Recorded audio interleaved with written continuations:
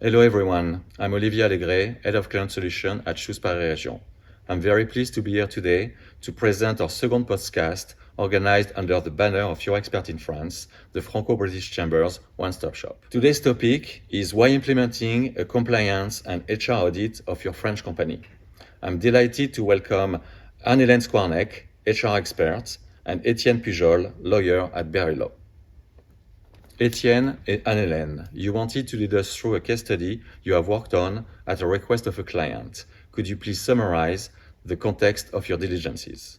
Sure. As a member of Your Expert in France, I was contacted by a UK company based in France, subsidiary in France, around 15 employees, no local HR in France. And basically they called me because they had a visit from the bailiff who came in the office because there were some unpaid invoices. Anne-Hélène, can you explain how you manage the situation? We had to work on two different levels. The first level was on the short term, obviously, because I had to resolve the bailiff issue. So I called some government bodies. I called the bailiff office as well, in order to have the explanation of the situation. Then I liaised with the HR in the UK in order to explain again the situation, and obviously they paid the bailiff invoice.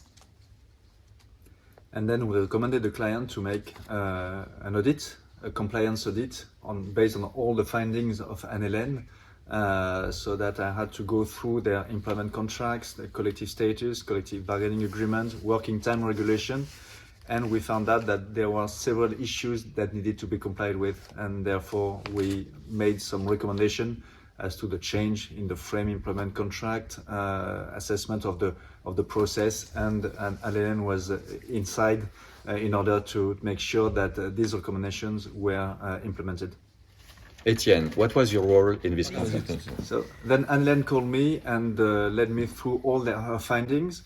So I had to analyze all the employment contract, the individual employment contracts, and I found out that some clauses were not consistent and either some of them were illegal.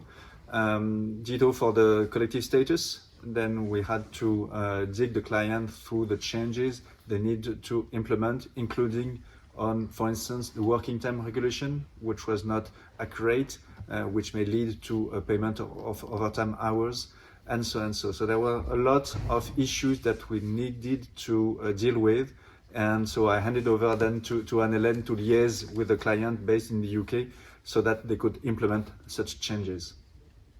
Okay, and on my side, I also initiated some one-to-one with the employees, because it's very important to have the voice also of the employees.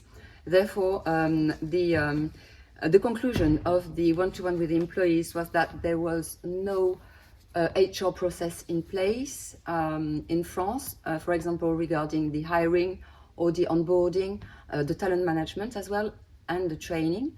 And therefore, again, I liaised with the UK team, the HR UK team, in order to give our conclusion, Etienne's conclusion on my conclusions, and we built an action plan in order to move forward with all the different issues that we discovered. A question for you both. What are the key takeaways that UK or foreign companies have to integrate when setting a business in France? Well, from an employment law standpoint, companies have to bear in mind that failing with the necessary requirements may lead to penalties or financial adverse consequences. Here, in the situation with Anne-Hélène, the payment or the absence of payment of overtime hours could have led to amounts significant, more than 100,000 euros. So for 15 employees, it can be a lot. So the fact of putting everything in order would obviously reduce such risk exposure for the client. So from my expertise, I think foreign companies should not underestimate the importance of having a local HR in France, because in France there are some specificities, obviously, which are not in the UK. And I think the client as such doesn't need to have a full-time HR, but a flexible plug-in HR expert would help them on their day-to-day and the operational basis, but also as from a consultancy point of view, I give an external view of their situation. Thanks, Anne-Hélène and Etienne.